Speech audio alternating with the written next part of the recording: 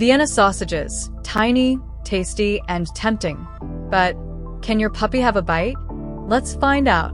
Short answer: nope. Vienna sausages may seem harmless, but they're packed with salt, preservatives, and seasonings that aren't puppy-friendly. Too much sodium can lead to dehydration or even sodium poisoning in dogs.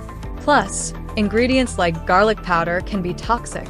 If you want to treat your pup, go for plain, cooked chicken or lean turkey instead. No seasonings, no worries. So, next time you're enjoying Vienna sausages, keep them to yourself. Your pup will thank you. Would you like to add a fun fact about Safe Meets Puppies?